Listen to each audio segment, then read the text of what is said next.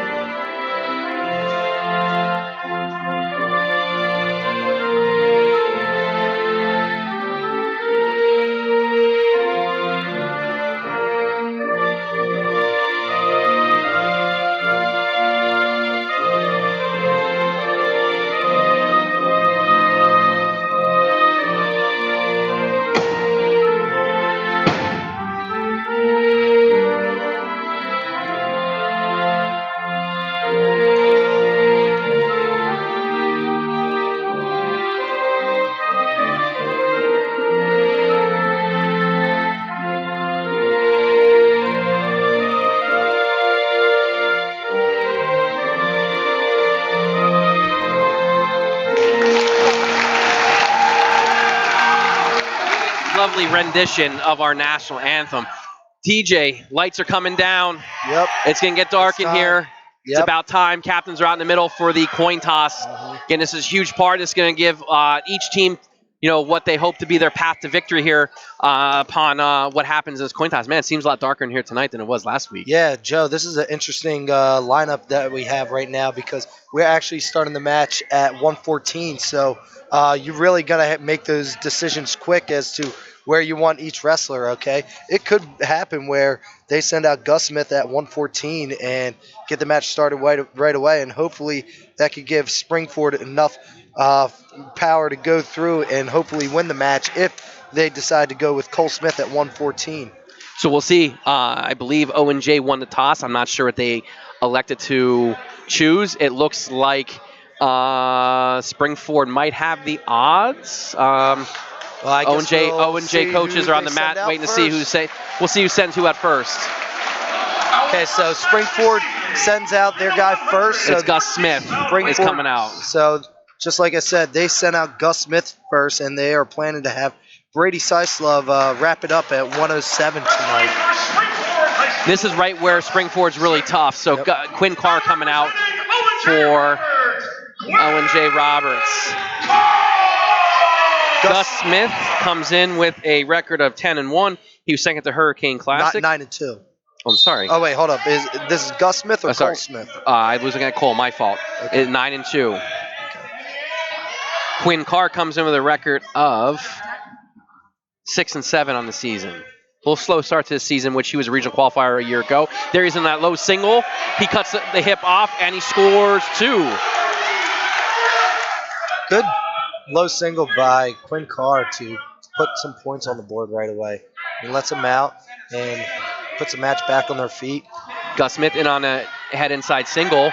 He's hooked the low leg. Now he's got Quinn trying to keep that hip to the mat. He's going to maybe try and pop out the back door, see if Quinn wrestles back into him. And there is the takedown. Yeah, good reattack by Gus Smith there. Hey, when you have that first takedown on you, it's like a little wake-up call. So definitely good way to come back and reattack and put some points on the board. Now he's winning the match 3-2. TJ, you can expect we'll see a lot of 2-on-1s, a lot of bars, a lot of reinforced bars out of the Spring-Ford team. It's been their bread and butter for years. You see right away Quinn Smith going a little, Gus Smith, I apologize, going a little head lever early on. He's trying to get that right side bar. With 38 seconds to go here in the first period, he's riding tough. A little parallel, but he's working on top. Quinn Carr not doing his share on bottom either, to be fair. Yep. Now they get a fresh start. Let's see if Quinn Carr can get out from bottom and tie this match up.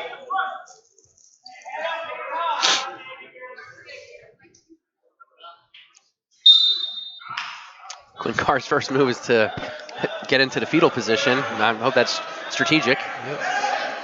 25 seconds remaining. Not too sure if that's the right idea you want to have in mind when you're stuck there on bottom against a kid who's riding really tough right now.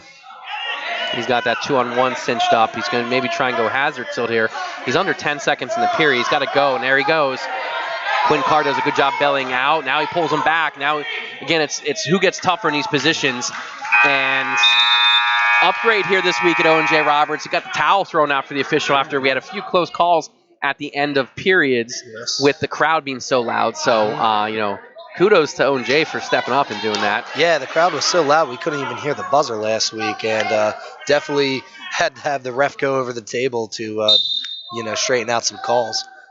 But Quinn Carr starts on the top this period, and it looks like that Smith will be earning his escape. If not, he might wrestle back and look reversal. And gets in his escape. So it makes it 4-2 in his favor. There he's in that low, Quinn Carr in that low single again. And he's got the knee bent, so he's got, that advantage there. Now he's looking to head inside double. See what he does, switch it off. He's back head inside double. But Gus doing a really nice job of getting those hips away. Now he's coming that front headlock short offense. We'll see if he makes him pay for it out of this position. Yeah, almost, Quinn almost caught him in that same position, and it looks like Gus reacted just a little early enough to stop him on his shot. Carr where looking he to couldn't- drag out of this. Yep, where he couldn't recollect that other leg like he did on his first. Nothing yet. I wonder if we'll see a stalemate. Nope. Great job by Gus getting to that inside leg. Still nothing yet. Now, if he could cut the corner here and start sealing off, hopefully get behind his arm, and that's where he gets the 2.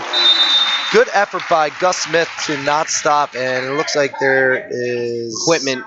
Stoppage for equipment. Headgear was off. Yeah. Great job by Gus to keep pressure on that front headlock and keep coming around the corner, eventually scoring that takedown. We have Chris Cobb as our official here tonight. Again, lucky to have one of our better officials here in District 1, with college level experience calling the match tonight.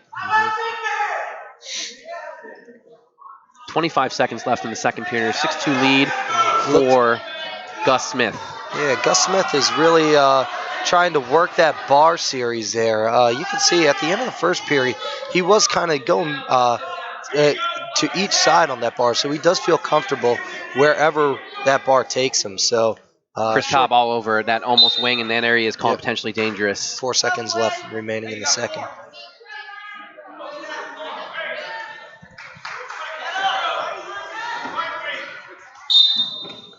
A little bit more movement out of Carr. So we roll into the third period. It's going to be Quinn Carr's choice. He's down 6-2. See where they put him. Go neutral. He had success there in the first period.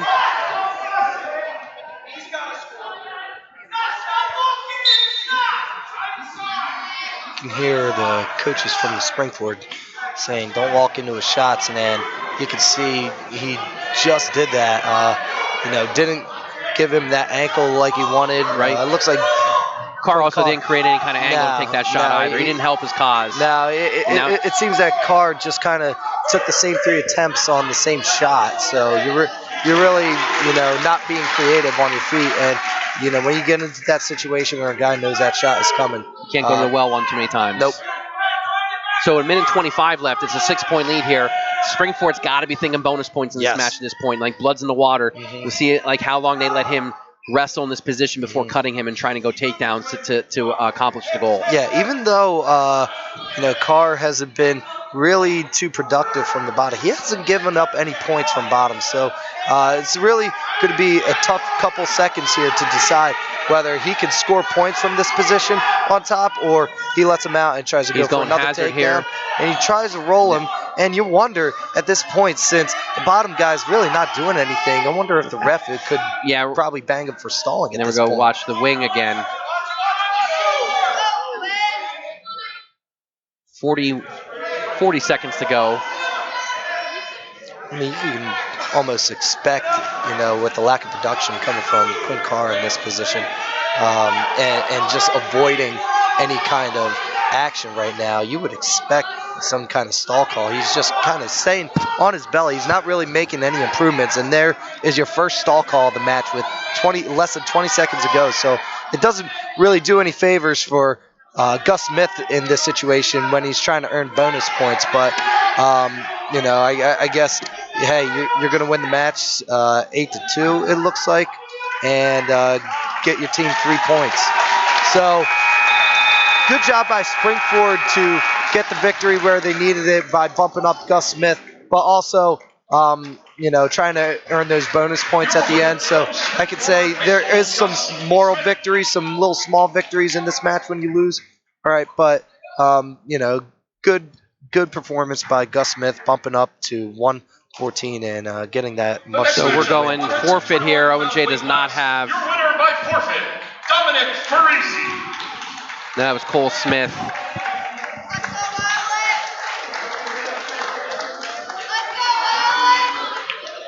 We go to 121. Mm-hmm. No, we're 127.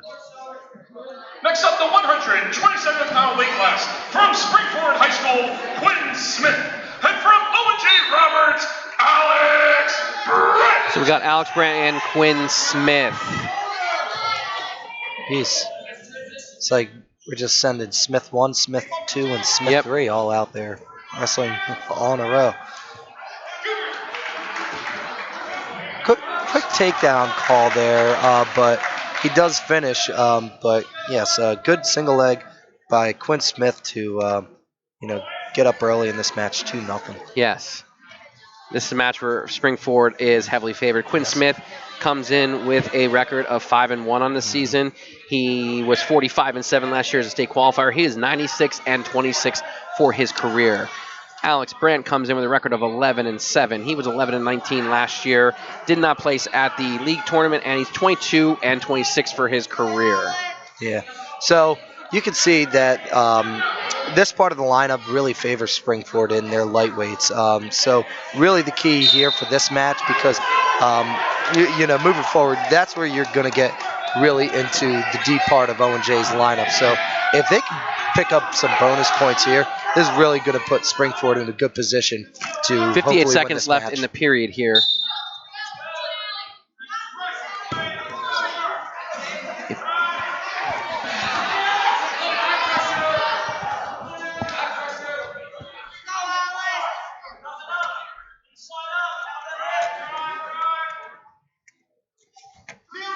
$40 seconds to go here in the period.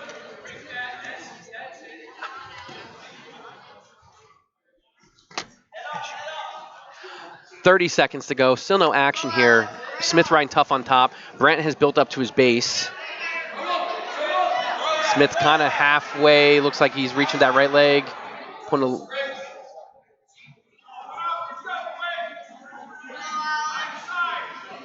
Smith riding pretty parallel here. You can't really knock the bottom guy because the top guy's not doing a whole lot either. He's trying to roll at wrists. He's saying everything parallel. He just kind of threw that power half and gave up on it. Yeah. He's showing us a bag of tricks right now, and there it is. We go into the second period, 2-0 lead for Quinn Smith. Yeah, obviously, you as a ref, you don't want to get yourself involved too early in a match and set a precedent that you can kind of sway which way a match can go based on you making stall calls. But I think right now, with just the lack of action coming out from Owen J on bottom, I think it's kind of necessary to give these guys some sort of precedence where hey, these guys have to work on top to score some points. If not, Smith gets to escape and does a great job on that reshot attack defense, or counter offense, just stuffing Alex Brandt's head. Yeah. Just really physical in that position, Yeah, and wouldn't let Brandt's head come up. He couldn't attack. He couldn't get any deeper on the legs as a result. Now the thing is, Spring-Ford does like to work bars a lot, and that's their staple. Back when I was in high school, which was over 10 years ago, that Spring-Ford was ready to throw bars whenever. So now in this situation, you got to be ready to score points from top. But if you're not able to score points on top, do you have to go on your feet and win the match and get bonus points that way? So, TJ, two things. One, you're old because you've been out of high school for over 10 years now. Two, we saw our first stall warning of the match going against Alex Brandt. Again, he's a little bit more on his belly this period and not working as much. Quinn Smith a little bit more active now, starting to get busy on top. Has that 2-on-1, has it cinched tight as we have 40 seconds left in the second period. There's a lot of time left to wrestle, and there he's got one swipe and like 1.5. Yeah. Looks like Quinn Smith. Brandt's got to be careful. Yeah. Smith's going to attack him. Okay. Looks like Smith was setting him up to hit maybe that mixer. It's from waiting until his head popped up. Yep. So 5-1 here with the escape. Still plenty of time to score the points that you need, and he's in on a single right now, and he gets the 2. So now it puts the match at 71. Okay. You give it one more escape. He's got a butcher going and see if he's able to turn him here with 11 seconds left in the period.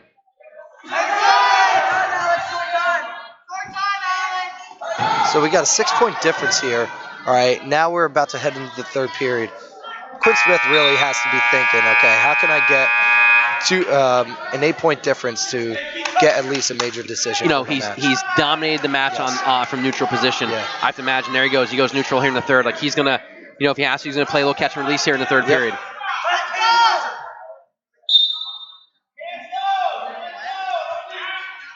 Smith's got a really good outside. See, Brandt can't stay there. Quinn's way more active on his feet. There he is with the sweep single. Yeah. And he's got the far ankle trapped, and he gets his 2. Yeah, so now he's up 9-2. He's extended a lead to a 7-point lead. Yep. Well, you know a guy can take shots on you, and he took shots on him already, and he already scored. You can't tie up a guy like that. You got to keep moving your feet. You got to keep space. And there it is. There it is. He's not watching him get pinned in this tilt. Yeah, that's tight. That is a very tight tilt. And, yep. He got a full boat. Makes it 12-2 real quick here. There you go. Now with 1:12 left, like now he should be thinking, if not fall, definitely tech fall is attainable. That's 2 turns. He just kind of, it was a wearing him down, battle of attrition, and his top offense is what's starting to take hold right now. So there's not any motion there. There's no knee slide up. There's nothing. Now he can't because he's got that back leg trapped. Yeah, you wonder. And he just fell down. He got broken down on his belly with what appeared to be little effort. Yeah, you want. Yep. Here's the second stall, and that's a point for Quinn Smith. So making it 13-2. You'd have to get 5 more points here to make this a technical fall, but it looks like Quinn just wants to get more points done on his feet and hopefully catch him in a situation where 13-3, 10-point lead, nothing yet.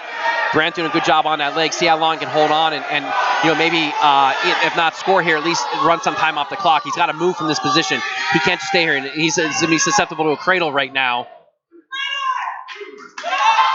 15-3 is the score. 10 seconds remaining. One turn does it. Yeah, I don't know if we're gonna get this turn. So they get the major decision, Joe. Good effort by Quinn Smith to get those bonus points for his team, but will that be enough to carry them forward through the rest of the match? Owen J's lighter weights did their job so far. And no pins. They stayed off their back.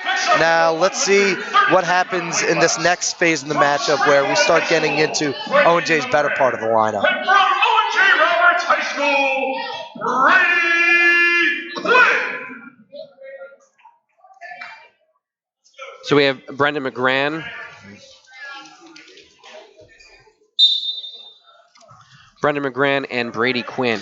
2 juniors going at it here, Joe. McGran comes in with a record of 7-6, 1-5 last year, 8-11 for his career. Brady Quinn, on the other hand, comes in with a record of 5-10. He was 7-13 last year, 19-25 for his career. Yeah, Joe. Besides the key favorable matchups for each team, it depends who's going to win these toss-up matches, okay? These are going to be the matches where it could be close because these two have similar records in sort of a sense. We got McGran deep in on a head inside single. A lot of real estate there for him to shoot on. Quinn needs to keep his hands a little bit lower in that tie-up. Nothing yet. Quinn doing a good job wrestling through his position, staying on that back heel. As long as he's on that, it's really hard to score here, but that right arm McGran is trying to slip out, which is going to be bad news bears for Brady Quinn. And he turns, and McGran strikes first, gets the 2. He's got that pump handle going, and let's go of it. 55 seconds left here in the first period. Yeah, good patience by McGran to stay balled up in that situation, not really exposing any limbs to Brady Quinn. He did what he had to do. He came out the back and scored the takedown when he needed to. Quinn to his feet. McGran drops down, doing a good job of taking a post away and breaking him back down. Yeah, good old school move there. When a guy wants to post on his hands when he stands up, just take the leg away and just, now it's like a 3-legged table. Drops down to the leg again. Okay, now he wants to be careful here because you don't want to hang on the leg too long because now who's going to get hip height in this situation? 20 seconds to go. McGran going to have to split the leg, see where he goes, but Quinn's not out of it yet. If he can get hip heights down and keep that body whizzer going, but way to work up from McGran there. He dropped down to a leg, but he didn't just hang on the leg. He kept working, came around the front, got control of the hip, and got back to the top position like he needed to. 2 seconds left in the period. McGran still on top.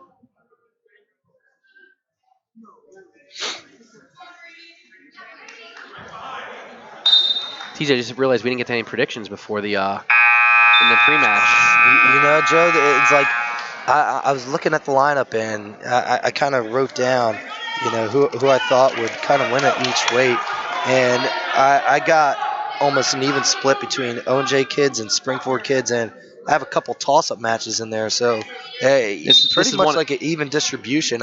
This is one of toss-up matches, but truth be told, I thought from 107. Oh, Brady Quinn with a nice short tilt right there. He's got two back. Holding it. You got 2-on-1. Now he's gonna punch that bar. Now he's going a little pump handle. See what he does with it. He's got those long arms. He's gonna look in the back hook.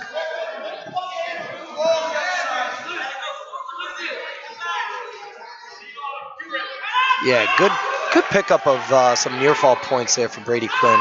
Now Quinn's we gotta have watch here, not getting too high. Yep. Yeah, the match tied up here 2-2, and Brady Quinn. McGran gets out to make it 3-2 now. So let's see if McGran can come back and. McGran did a good job of attacking legs before. Like I said, I mentioned a lot of real estate there. Quinn, and again, McGran back in at it. We're back in the same position. See if Quinn can wrestle through it this time. McGran's doing a good job. If he cuts off that far hip, he's going to be destined to score points there. Nothing yet. Quinn doing a good job hanging on, looking for that stalemate. Yeah. I think he might get it this time because he's really cinched up tight. Yep, he's not letting his head come through the top. And nothing yet. Like, he can pass that leg in his funk. He didn't hold on to that leg long enough. The ref already awarded him the 2, and now he really gets the 2 here. All right, and he's got a Turk in there that he's looking to work, but below the knee, TJ. Below the knee, definitely not deep enough to get any near fall there. The Turk has to be deep. It has to. But now back to my point, Joe. You were saying about how Brady Quinn needed to pass that leg through. If he stayed committed to that leg and took that through, we could have been in a different scramble situation. But looks like he just didn't hold on to that leg enough, and just maybe from a lack of experience, not knowing what to do in those funky situations. 5-2 is your score here at the end of the second period. It's going to be Quinn's choice. We're going to see where they put him right now. They're going down here to start the third. Mm-hmm. I think that's the right move, TJ, to be honest. Now, if you're Brady Quinn, okay, you did get the points on top. So you're thinking here, okay, you could either get an escape reversal. If you get an escape, you can get a takedown, and then hopefully maybe get some near fall again like you did in the second period. But McGran doing a good job covering that back leg. Now Quinn's to his feet. Logden moving on bottom. And for his efforts, he's rewarded with a takedown. Makes this a 5-3 match. Yeah, if you're Brady Quinn, you can't waste any time here on your feet. You got to start attacking. You already seen it. Yeah, Brady. Hit a little chin whip. He's got to step over. He's got McGran in trouble. McGran doing a great job of wrestling through his position. If Quinn get that right leg over, he's going to have him in trouble. McGran, great job here. He sticks it. He's got two and at least 2. Chris Cobb holding 2. This is exactly what he wanted. He got the escape, got the takedown, got 3 near fall, it looks like. So now Brady Quinn is leading the match 7-5, but McGran has a hold of that leg, hoping to sneak out the back. He's trying to push. Quinn's got to get underneath those arms. McGran's got to keep digging that leg with that left arm. Quinn's super high. He's got to attack hands. McGran doing a great job of backing out at the edge of the mat here. Not wasting, but precious seconds ticking off the clock. 45 to go here in the match. Oh, and he sneaks out the back, and we're tied. We're tied with 35 seconds to go. Wow, what a match this has been, Joe. Quinn's got to watch it. He can't crawl out of bounds there. That's going to be 25 seconds to go. Quinn had success at the beginning of this period, going down and coming out. Now, and if he gets to his feet, McGran's had a lot of success in the neutral position. Yes. Can he hold on at this point? McGran hasn't They shown go to a whole overtime. lot. It definitely favors McGran because they're going to go back on their feet. Quinn doing a good job here. Yeah, but McGran doesn't want to hang out there. He could get hit for stalling, but could he sacrifice his stalling call to hold on and try to win this match? Quinn, looks like we're going overtime here. Unless someone can do something. Yes, and we're going to go to overtime. I put a minute on the clock, folks. Here's our first overtime match tonight. Yep. Wow.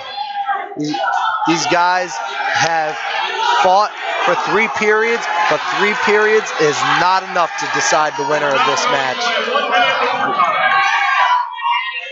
This time definitely favors McGran because he's been the dominant wrestler on their feet. Yeah, but I'll tell you what, Joe. Brady Quinn has been able to get himself in situations where he gets McGran stuck. McGran's in on the single, but is he able to finish in this situation? Quinn's got to stay on that ankle. And McGran can just hold on and learn from his last mistake, holding on to that ankle. Hopefully he can pass it through. There's still no 2 left, okay? He's trying to pass that ankle through, but there it is. McGran gets a takedown in 34 seconds to win the match 9-7. Putting Owen J ahead 16-0.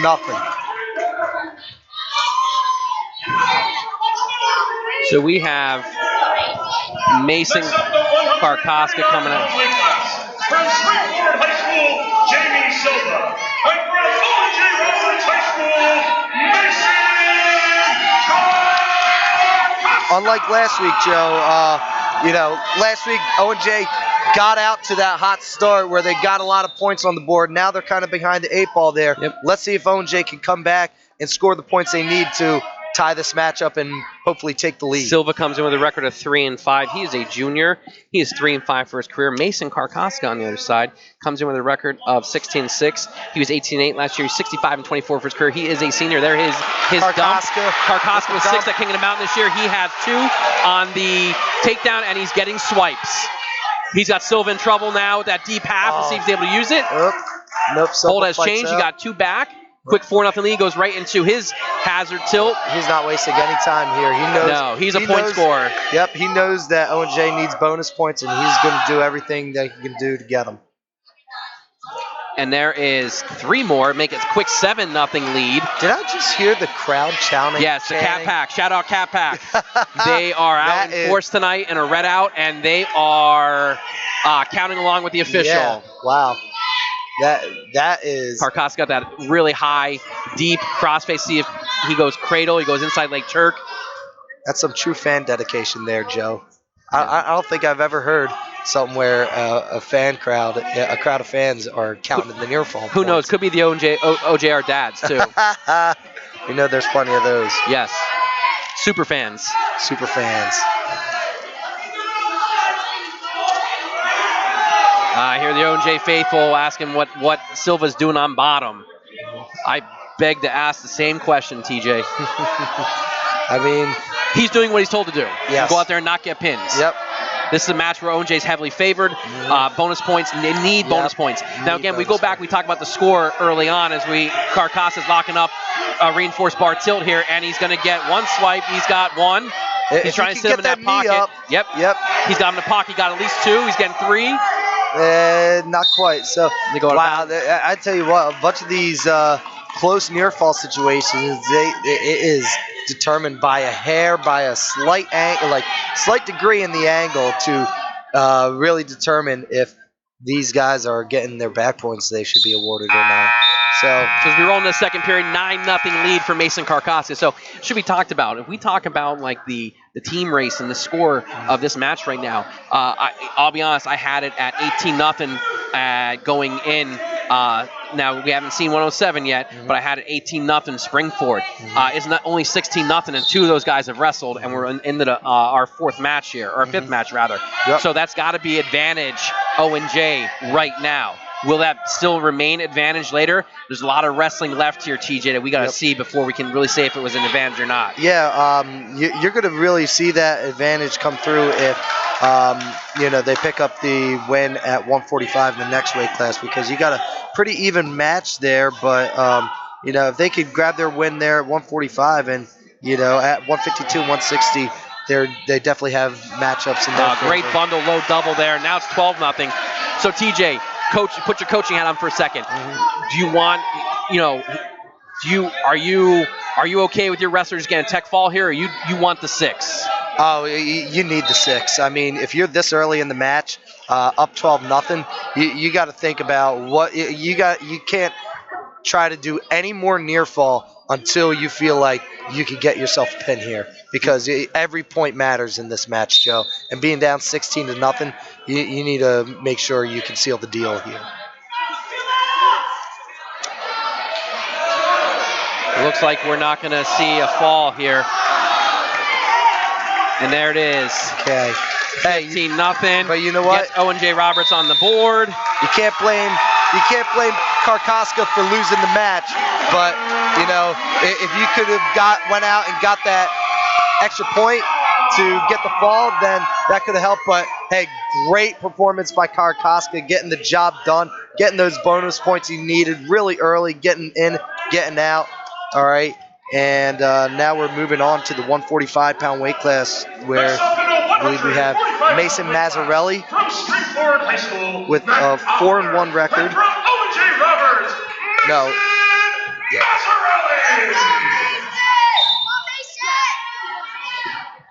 Mazzarelli. Was it announced James McGill? I believe Matt Offner. Matt Offner, that is correct. Offner with a quick takedown, takes a 2-0 lead, putting a leg in. So this is 145, and Offner comes in with a record of 8-8. He's 18-17 last year. He's a senior. He's 27-29 for his career.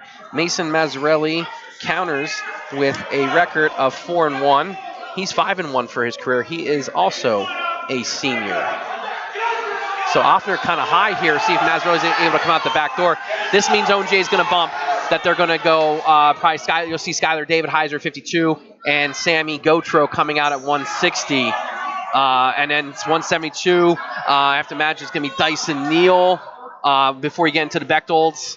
So this is where their gap needs to be closed if there is going to be one, or extended for that matter. A vicious crossface by Offner, really putting the pressure on those double legs. He doesn't looks like he's high, but it looks like he's sitting there comfortable in that position, really just grinding out. We're going to see possible point here. Yes. That was out of left field. Yes. Oh, no, blood time. Yeah, that did. I think that blood was from the first initial crossface, not that one that just happened there. Ladies and gentlemen, we have 2 cars in the parking lot with your lights on. Joe, that's you. It's an Audi, black Audi. Definitely not me. License plate LYJ0004. And also a gray Toyota Titan. License plate ZVV0522. So, Joe, this is another situation where, I mean, in our matchup sheet here, we have Matt Offner in the 152 weight class, but he actually weighed in at 145. So he's wrestled just recently got down to 145. Yes. So this is a huge game changer for Spring-Ford, being able to have Matt Offner here at 145. Hopefully picking up some points here for Spring-Ford to put some, possibly make it 18 or 19-5 after this match.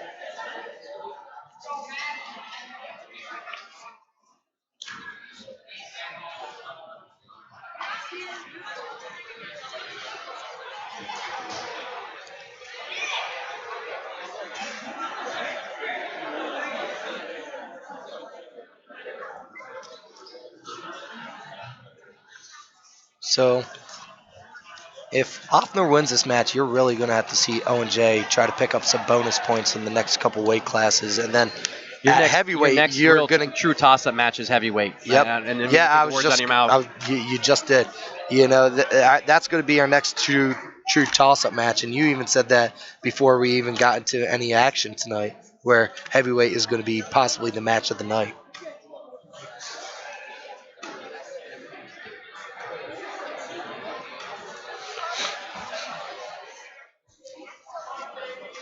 I'll have to say it's as big a crowd, if not bigger crowd this week than last week. It's a little docile right now. There hasn't been like the big wins by the home team to get the crowd going and get them all juiced up. Yeah, that could be due to where they started the match this week and versus where they started the match last week. You know, Owen J, we start last week against Burke Valley. They started the match at 145, which is kind of like at Owen J's best spot in the lineup to really get the crowd pumped up, ready to go. And now we're about 6 matches in. 6 matches in, and you know, crowd's a little quiet right now. So let's see. 5 seconds to go here in the period. Let's see if these wrestlers can come out here, get the crowd going a little bit, and hopefully get the match swung in their favor. So 2-0 end of the first period off a quick takedown by Matt Offner. Yeah. Mazzarelli defers and Offner opts to go down. Yep.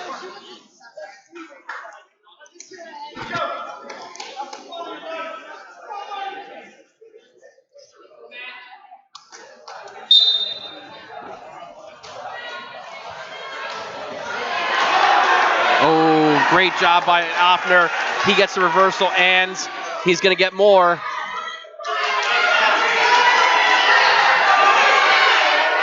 He's got Mazzarelli in a lot of trouble here. Yeah. That's tight.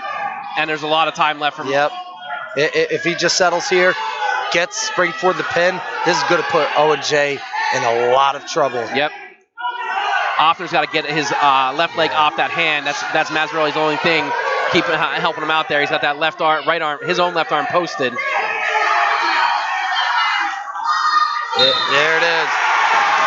What a great job by Matt Offner to come out in the second period, just get those get that. I believe it was a headlock almost.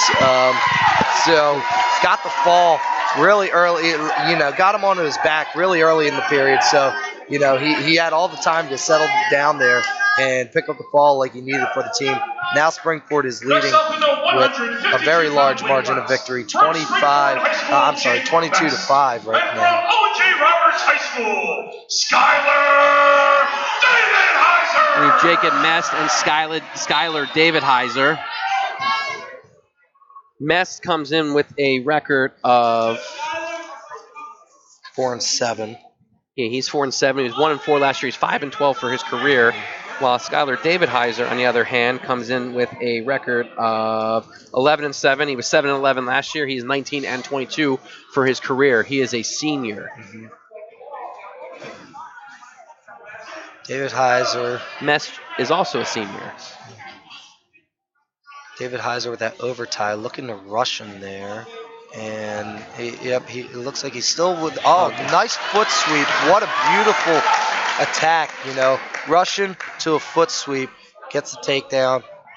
Minute 15 left in the first period. David Heiser going that crossface cradle. Doesn't quite have it locked up yet. He's trying to bulldog that back leg. Now he's going 3/4 Nelson. Yeah, you do not want to get caught here. He's got to start dragging that leg. Mest doing a good job bellying out. Not out of danger yet. No points scored. 52 seconds left in the first period.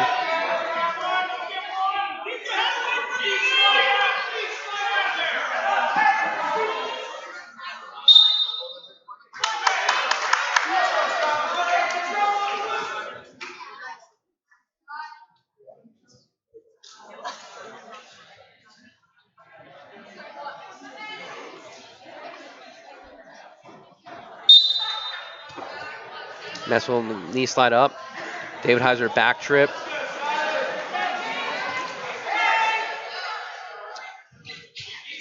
David Heiser just doing a good job staying on top, not letting him really get anywhere. But Mest needs to kind of start working up here, hopefully creating some movement. Doing a great job fighting hands. Wow, you know what?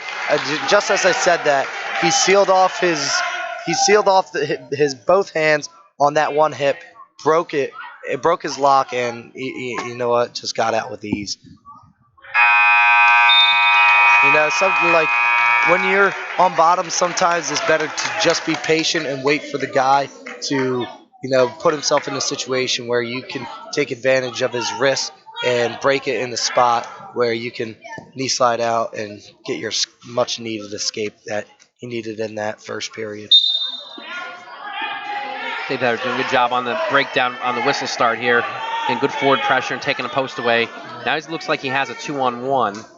But, just like the last period, it doesn't look like Mess is too worried about his position here. He's slowly building up that base, keeping, and look, same thing. He seals off the side, not letting him get down. Now he has to drop to a leg, but now he's fighting himself in a wizard situation. And David Heiser's still on top. He's got to get a mat return here before he gets a stall warning. Great job sealing off on that backside by Mess. Yeah. And he ties the match on 2 escapes. Yeah, a great job by Mess being patient there.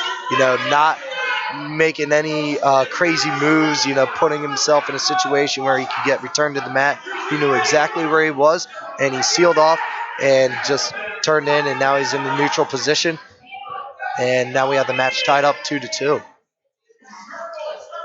And in that situation, you don't realize, but David Heiser definitely wasted a decent amount of energy trying to take him back down to the mat and was unsuccessful. That might affect him later on in the period, where Mess kind of conserved some energy there, not by moving around as much, but being methodical about how he needed to escape.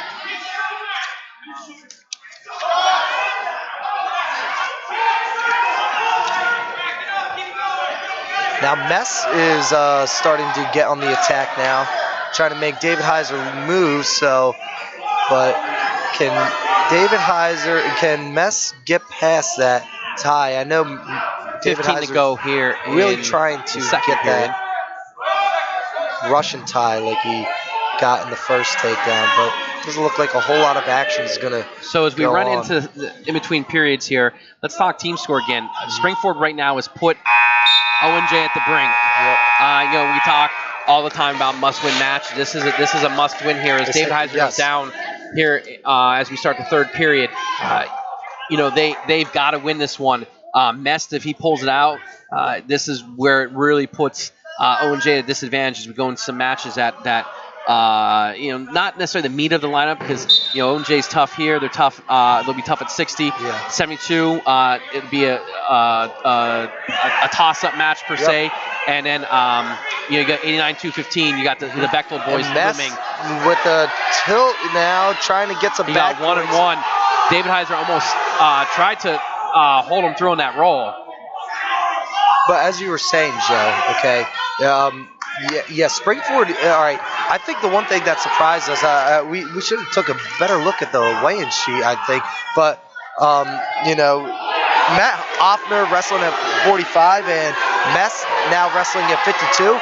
That definitely changes things around a little bit. And it looks like these two gentlemen just got to these weights as of recently, because in our matchup sheet, they're showing at 52 and 60, and they're both wrestling at 45 and 52 respectively. So Mess holding 2 here. The hold hasn't changed. Oh, and he puts a bar and a half in, put it right to his back. If he can hold him here and maybe sink that half in a little bit deeper. Now he's got looking to readjust. If he could swing that half around, wow, what a great bar and half series there by Mess to pick up some more. David Heiser lucky the match is still going. Yeah. So he was holding 2. Tight. Now he's holding 3 with that same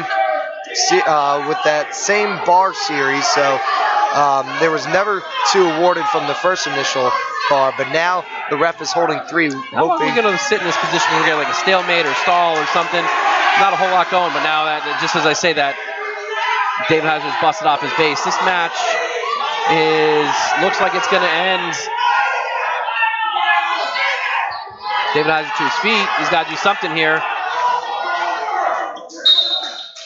Out of bounds. 5 seconds.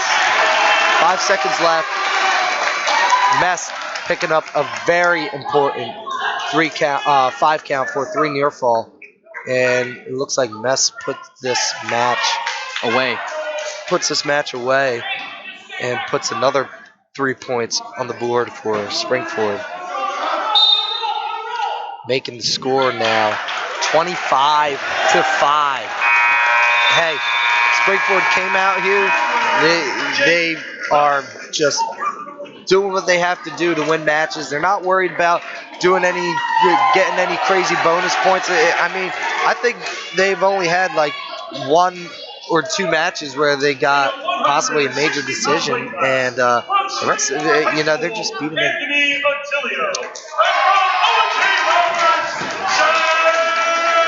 Spring-Ford is just kind of beating Owen J at their game. They're getting the takedowns, they're riding tough on top, and they're just winning those close type of matches where we think it's a toss-up, but Spring-Ford kept coming out as the victors for those toss-ups. Demetrio is a senior. He's 11-8. He was 29-13 last year, was a regional qualifier. He's 47-23 for his career. He was 6th at the Hurricane Classic over Christmas break. Sam Gotro, on the other hand, is enjoying a great junior season. He's 19-3. He was 27-13 last year, was a regional qualifier, 2-time regional qualifier at that. He's 55-18 for his career. He was 3rd at King of the Mountain. He was 2nd at Trojan Wars. Yep.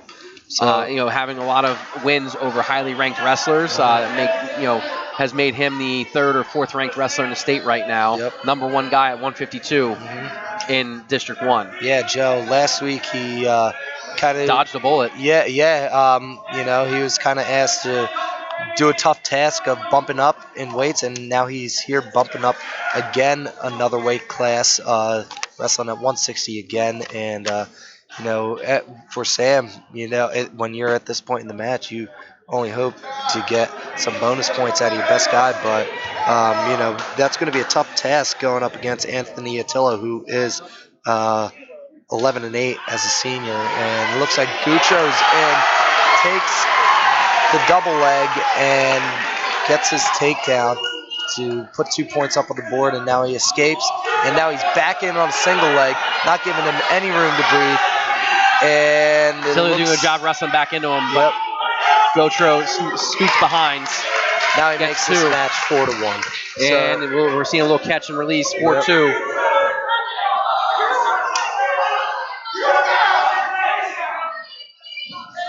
Attilio starting to back up, be on his heels a little bit. Gotro's got him reactive, tries to shrug him there. Gotro the shot, and he gets to the leg, the opposite leg.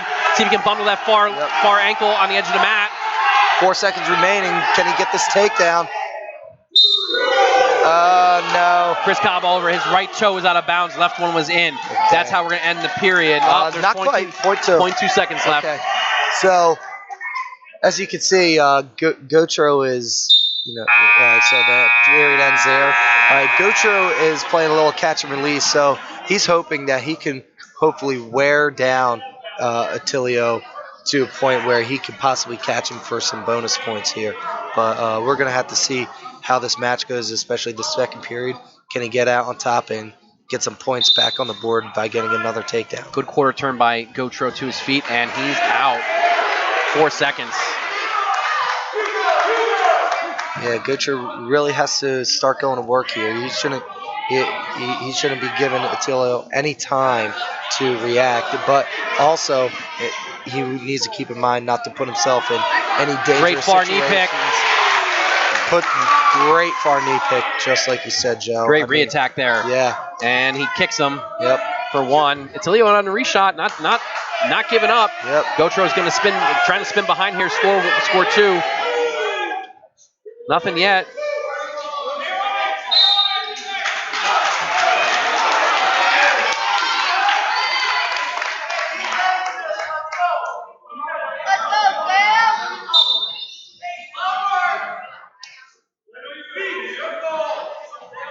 Gutro's really having a tough task here to go out and try to get some extra points for his team besides just getting the win. But does a great job here getting the double leg. Now, when you're at this point, low leg turn, see if he's get that far shoulder. Attilio's doing a good job of wrestling out of it. 9-3 is our score as we pass the midpoint. Now, Joe, you're at this point in the match where you think, okay, when you get a takedown, you got to be looking for back points right away. Coach Brown shouting out some instructions from the bench for Gotro. I think at this point in the match, you need to get Attilio at a point where the ref can at least hit him for a stalling call, which looks like this might happen soon because he is avoiding action. Yeah, and he gets in on a single leg. See what Sammy does here. If he comes up, he's going to get height coming through. He's going to turn inside and scores his 2.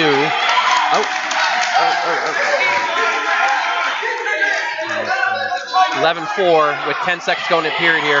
Demetrio's going to want to stay on to finish the period here on top.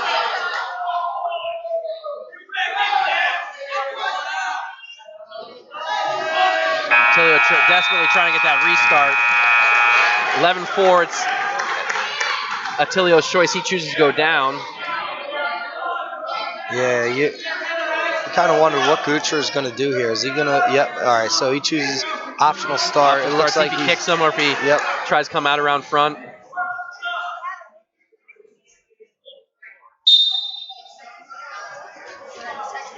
Lets him out. So he needs to get Attilio working here. All right, and he really okay. Great duck. Great duck. He's got to get a mat return. There it is. Gets 2 hands on the mat. Lets him go.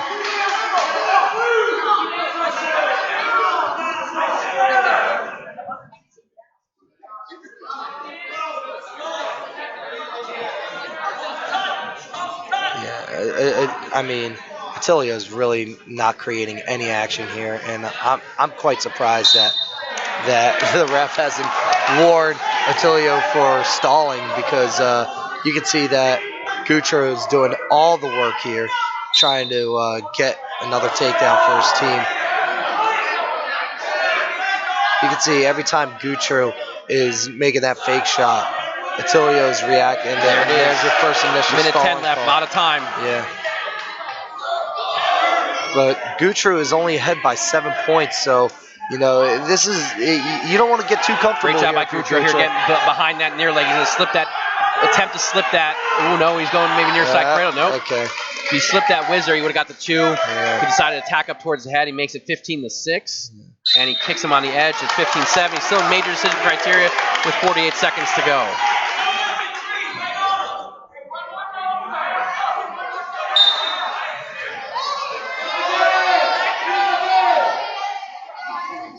Great double leg. Attilio trying to elevate him out of bounds. They go out of bounds. That's unfortunate, but Attilio did a nice job of not giving up a takedown there. If you're Gutra here, okay, you got 40 seconds remaining.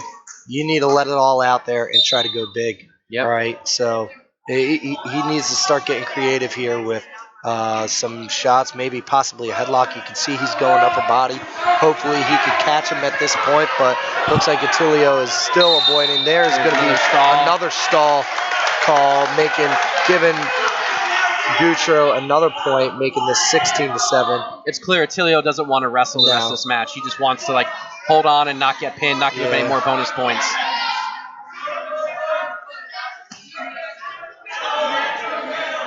Demetrio trying to cut off that far leg. Attilio doing a good job, trying to square up, but turns, give the 2 18-7. Looks like that's how we will end here. Good effort by Demetrio to pick up the bonus point there he needed for his team. But this is going to be tough for Owen J for the last couple matches, because we're gonna get into 160 next. So Owen J really has to go on a tear here these next 5 matches. Well, actually next 6 matches, because we still have 107 on the backside. Spring-Ford High School, Mason Richards, and from Owen J. Roberts, Dyson. So we have Mason Richards. He is a freshman. We got to go look at him earlier in the year when we did the Sun Valley match, and just an impressive freshman. Had a really big match, big win for them in that situation. Richards now at this point of the season, I think I believe it was his first match. He scores 2, just bullying Dyson Neal there in the short offense. Richards' record on the year, 9-2. 9-2 for a freshman. Pretty impressive at 172 and 189 pounds. Definitely. Dyson Neal comes in with a record of 6-3. He was 0-3 last year. He's 14-10 for his career. He was a regional qualifier as a freshman at 107 pounds. And now he's wrestling at 172. Talk about growing. Yes. can't think of many people who wrestled at 103 as a freshman and Richards might have that near side cradle locked up. Not a situation you want to be in. No. If you're Owen J and he has that locked up tight, looks like he's going to come back, readjust, and have the leg hook, and Dyson Neal is fighting. He gets off his back, but not before he gives up a full boat. Makes it 5-0 in favor of Mason Richards.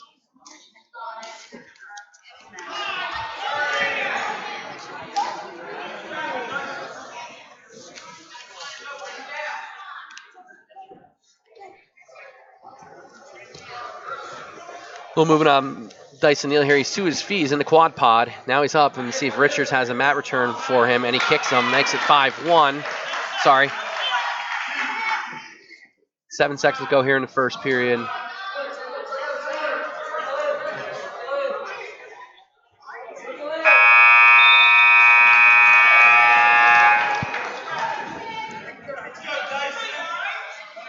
Looks like Spring-Ford has done a really good job not letting this kind of dampering the crowd, being this far ahead in the match, putting Owen J behind great this power far. switch there. Yeah, great reversal. Made it look effortless. Yeah.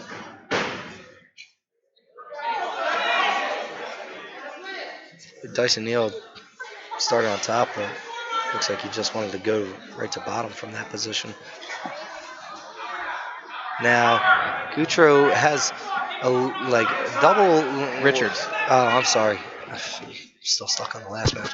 But yeah, Richards Going head inside, Yep. near side cradle. He's pulling him right here. He's really strong, and it looks like he's got locked up again. And it looks like this is possibly going to seal the deal this time because he Dyson has Neal that fighting, tight. giving up only 2 back. He readjusts. And I mean, a lot of time left, minute 15. And there it is. Joe, Spring-Ford leading 31-9. I mean, you could. I guess it's safe to say this match is almost out of reach unless some miracles happen for Owen J here. We just got done at 172. You have 3 weight classes. I mean, let's see. We have the younger of the Bechtold boys here. We have Dean Bechtold coming up, wrestling John Kelly. John Kelly comes in. He's a senior. Comes in a record of 8-7, 9-8 for his career. Dean Bechtold in his short career is 18-6. He was 7th at King of the Mountain and 7th at Trojan Wars as a freshman. Wrestling both those at 215, mind you. Yep. Big brother decided he was going to go to 215 tonight, and Dean gets the night at 189. Mm-hmm. Dean real tough on top. You see he's already got a figure 4, body figure 4 in. See if where he goes with this. Getting pressure to the head. He's cranking that half. This position Bechtold likes to be in. Now he's got Kelly in a lot of trouble. He's got to take his time here. He's already got him at a disadvantage. And he's getting the turn. Got a lot of fighting Kelly right now. See if Dean's able to body him here. Dean settles back, doesn't let him really get out, and it looks like he's got him in the right position to possibly pick up the pin here. He's tight around that head, and he gets it. There it is. Yeah. Now, 31-15. Okay, you need 16 more points to tie, and we have 3 matches left. So you would need 2 more pins and possibly a major decision to tie this matchup. But you can see with the way the rest of the lineup is, I don't know if we're going to get that. We got Daniel Borzillo and Dylan Bechtold here at 215 pounds. Borzillo comes in with a record of 7-7. He was 12-18 last year. He's 19-25 his career. Dylan Bechtold in on the shot. High crotch if he switched off to a double. And he's trying to go Turk. And he gets 2. And it looks like he's going to get some more there. No. Dylan Bechtel comes in a record of 20 and 2. Transitions right to a tilt. He's 3rd at King of the Mountain, 3rd at Trojan Wars. He was 37 and 9 last year, 5th in the state. He's 61 and 11 for his career. He's got a full boat here, and he. What smart wrestling! Right when he knew he couldn't get the points from the Turk, he went right to the tilt, rolled him through, got some near fall out of that. Pound for pound, one of the top wrestlers here in that we have in District 1. Yeah. Potentially dangerous. Minute 16 left in the first period. 5-0 lead for Junior Dylan Bechtel.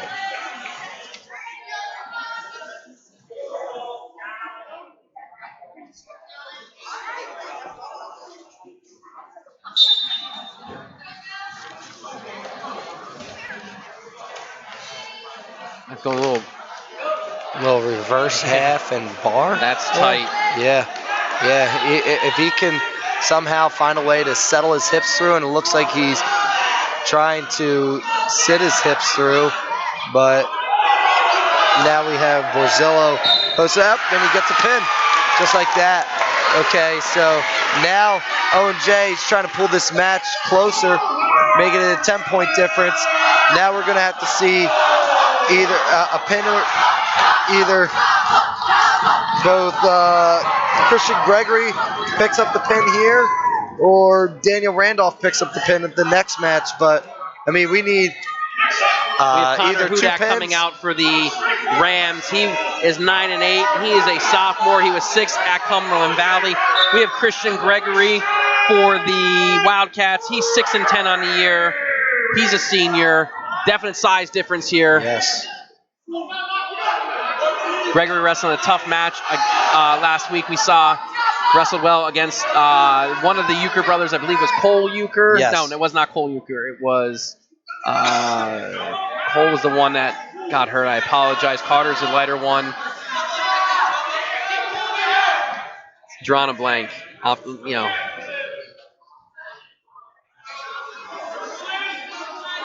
So, Joe, just like we talked about the keys of this matchup, this match really comes down to the coin toss because Spring-Ford got the coin toss. They sent out their guy. They sent out Gus Smith first at 114, and that kind of set the lineup for the rest of the night.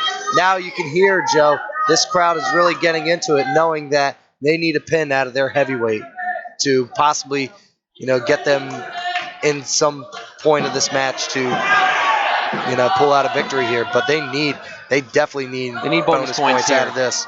And I think out of heavyweights, you're not going to settle for just a major decision or a tech fall. Grant Euchre. Sorry. Mike on the Mike taking over the role of Jamie on the Joe Rogan podcast and looked it up for us. Got that, Mike? Look it up, Mike. So 25 seconds left in the first period, no score. If Glenn was here, he would announce that we have officially Dancing Bears going on. Shout out, Glenn.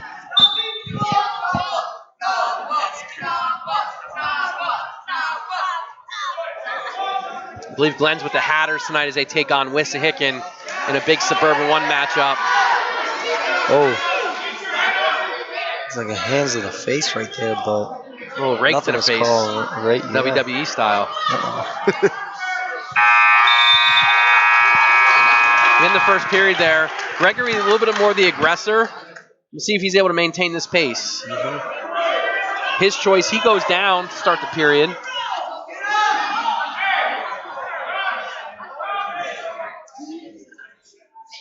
I think the mentality for this match for Owen J right now is go big or go home because just a simple decision ain't gonna win you this match as a team.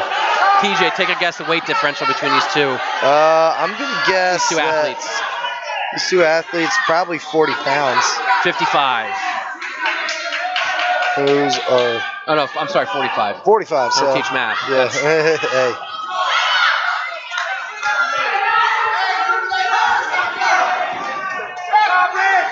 30 seconds lapse here. Chop it to the quad potter. Gregory to the quad pod. He strikes first. So Gregory did a good job keeping that strong base, not letting anything happen, and he gets out with ease. Connor Hudak really wasted probably a decent amount of energy trying to keep him down. You almost wonder if Hudak just would have cut him and kind of kept the match on his feet, not waste as much energy. Maybe he could keep this match safe from any bonus points occurring, but I don't think the way the pace of this match is going, I'm not sure if you're really going to see any bonus points anytime soon. But you never know.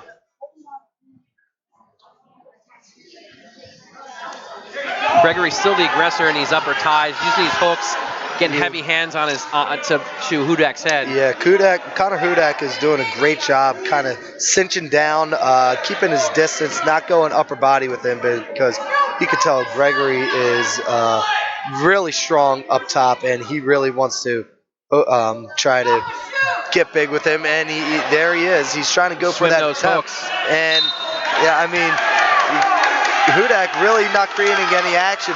If Christian Gregory can keep at it and try to keep Hudak moving back, he might get a stall call he might get a stall warning out of Hudak, and maybe that'll have Hudak give in a little bit. TJ, it's almost like a Greco match because neither guy's attacking legs. Nobody's dropping to their knees, and if they are, their head is going to the mat with them. Yep, agreed. Yeah, really unlikely you get those heavyweights who are taking low shots like, Bruce Baumgartner back in the day, where he made a killing off of just blasted through heavyweights with that low center of gravity. I don't know if you're really going to get that kind of match, kind of shots or kind of takedowns. Hudak to the quad pot. He's to his feet. Gregory trying to bust him back down. Good mat return. Gets the crowd on it. Gets the Cat-Pack on their feet. Hudak back to his base. I mean, TJ, that can't be easy with the weight difference. No. Gregory using those hips. Yep. Breaks down his base, trying to... Hudak does a good job pushing back. He's to the quad pod. He's on knees. There's a knee slide. He's back to his feet. See if Gregory has another one of those mat returns in him. And there's a stall. And there's another mat return. So they called the stalling on Gregory Hudak, Christian Gregory, not for not giving any sort of initial action to return him to the mat. He kind of just hung out there for a couple seconds. There is no count. It's just really referee's judgment if the guy's working on top or not. Hudak back to his feet. Let's see if Gregory can do it again. And they advise him to cut him, and that's what he does. So we'll see this match in the last 52 seconds if one of these two 285s can win it.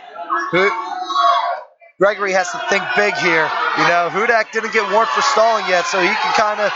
Gregory trying to get to that bear hug. Yep.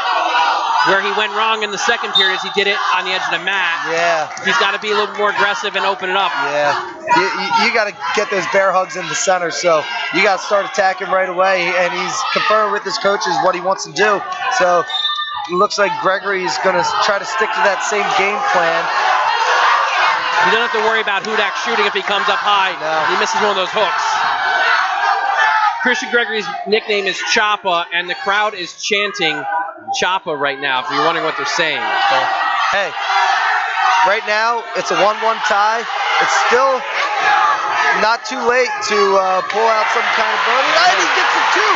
All right, so now Christian Gregory is up 3-1, but ultimately, in the end, this will not win Owen J the match, where we have Spring-Ford, as the winner here, unless there are some team points deducted by any chance from Spring-Ford, but, with the way this match just went,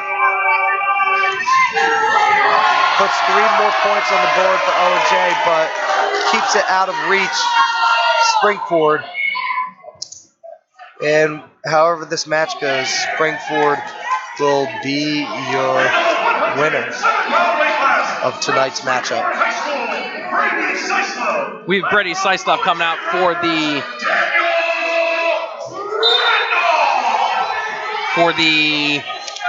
Rams. The record of 1-2. And Daniel Randolph comes in with a record of 2-4. Syslov, if that name looks familiar, he is Bray Saislov in with a head inside double, switched off to the offside, gets to 2, and he had the low leg Turk. He's got a half going now, and he's got Randolph in trouble. Had to Saislov, the son of Coach Tim Saislov.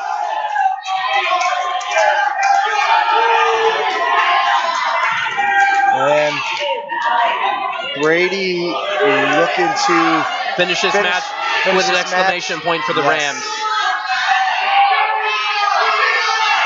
Randolph, though, fighting. He's got that left shoulder up. The whole Minute Spring-Ford 10 left. A lot of time for Saislov to settle back into this. The whole Spring-Ford bench is on their feet, anticipating that pin, trying to help Brady Good eventually fight by get Randolph. that pin. A lot of kids would have given up by now. He's still out there battling. Maybe use those elbows to bridge up on. And he gets a pin. So, Spring-Ford takes tonight's match with the score of 37-24. Runs their record to 7-2 on the season. Drops Owen J to 9-3. You know, TJ came down to guys not doing their job. Yeah. For Owen J. And Definitely. you know, Spring-Ford, their guys, while some of their guys in lower weights didn't do their job as anticipated, whatever we thought they would, other guys stepped up big. Matt Offner, huge pin. Jacob Mess, huge decision there. Yep. Richards at 172, I thought would win. I didn't necessarily think it would be by fall. Yeah. McGran gutting out an overtime win after Quinn came back and took the lead. Those little matches, those little wins. Like, you look at the score and it's 37-24. It's a 13-point win. You take those two decisions and flip them other ways, and you're looking at 31-27. Yep. And it's a little different. It becomes a little bit closer, tighter match. Yeah. And again, something else goes their way. Lot can happen there. But at the end of the day, Spring-Ford came in prepared. They came in hungry, and they wrestled a better match than Owen J did. Yeah, Joe. And it was kind of like the theme of last week's match, where Owen J got off to that hot start, got the points early that they needed, and put Perk Valley in a situation where they had to come back from behind, but it wasn't good enough. Today, it was the same story, but the roles were reversed, okay? Yeah, they were on the other side of that. Yes, tonight. they were on the other side of that, where Spring-Ford came out hot. Even though they weren't picking up a whole lot of bonus points, they got a major decision at a couple weights in the lighter weight classes, and then they kind of carried that momentum all the way till 152. No, I'm sorry, 145. Oh, no, I'm sorry, 152, because they picked up a win there with Merce there, getting, I believe, the fall, right? No, Mess got the decision. No, Mess got the decision. Offner got the fall. That's correct. And so, Spring-Ford just kind of used that momentum and carried it throughout the rest of the match, where put Owen J in a situation where they were fighting from behind, and it just wasn't it wasn't close enough for Owen J to come back and seal the victory. So hats off to Spring-Ford for coming out and wrestling tough, and Owen J, they'll be back stronger, and it looks like these two could meet at district duels. Yeah, absolutely. There's always that chance. Both teams are well equipped to make runs at district duels. Yep. They both should get in. Yep. And that's on the horizon, fans. With the district duels looming. Mm-hmm. So, TJ. Again, thanks for joining. Hope to do this again sometime. Hey, absolutely. Thank you for having me. That's all for our broadcast tonight.